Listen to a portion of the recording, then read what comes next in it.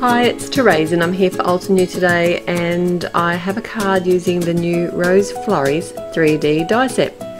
Now don't be intimidated, it's a massive die set, but it has some of the most amazing layering dies to create some beautiful roses.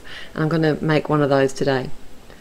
So the dies do come attached to each other, so what I did to keep my head straight around them was actually separate them, and I've sat them all on some magnetic sheets, and they're in the order that I would die cut them, which is basically taken from the example that I showed you.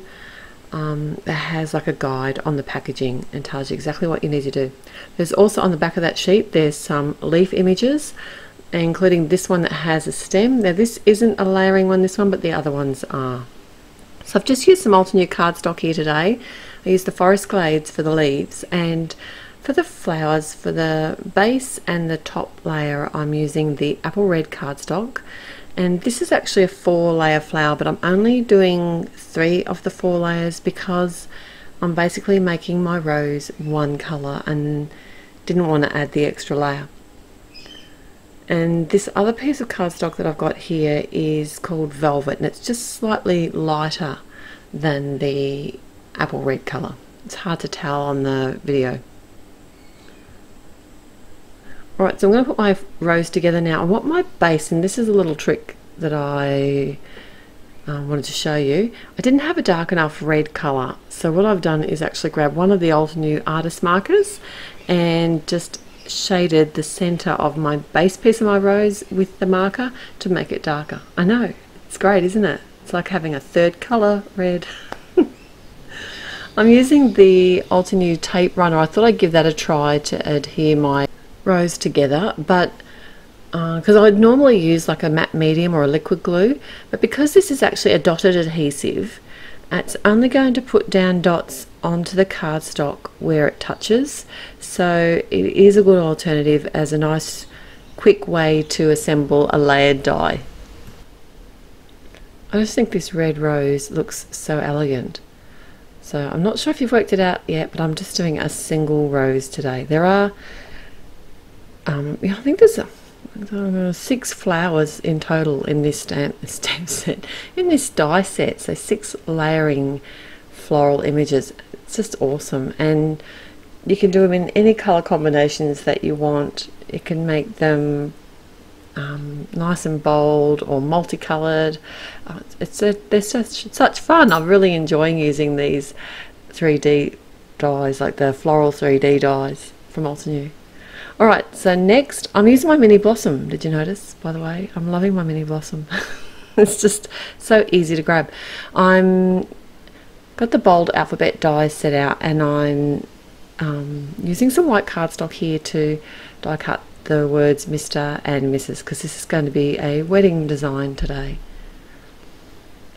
And I want to pop them up on the front of my card. So what I've done is re-die cut all the letters again in some red fun foam. I just thought this would just be something to make a bit of a change than using the white or the black. I think the black would have looked really nice too, but I leave my words or my letters in place within the fun foam while I attach them. I find that by running them through the die cutting machine, the fun foam does tend to alter shape, but by leaving it all in place before I adhere the letters down, I have less problems with the fun foam stretching. The letters seem to fit better, on not just letters but anything that I die cut and want to pop up. I did wait for them to dry before I pop them out, and I'm just working out my placement on the front. This is a top fold card, and I know that I want, this is my general layout, but I'm just looking at the white and I was thinking it doesn't really, that's what I was originally going to go with, was the white, and I thought, oh, I might try this is the pale grey cardstock. I thought, well, I kind of like that a little bit better.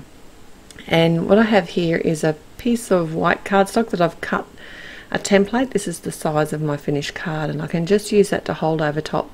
Because I'm a very visual person, I like to use that as a sort of take the guesswork out of things. I can have a look.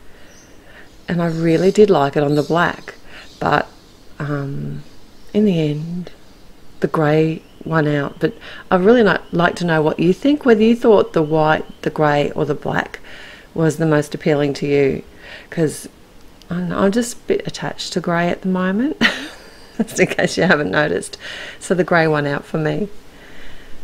So I'm using my tape runner to adhere the pale grey cardstock that I've cut down to the same size as my card front, and then what I like to do is actually place all my letters out exactly where they're going to be on my card front.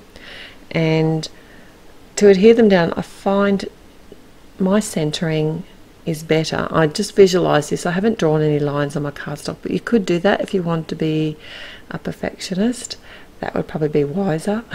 But what I like to do is actually lay it all out, and then I start from the center and work out. And once I've got my center word all adhered, then I went to the top word and then down to the bottom word, and that seemed to work well. And by using the matte medium, I had a little bit of give with the letters. I could actually move them around and straighten them up, whereas if I had used a dry adhesive, that would have been a bit more difficult.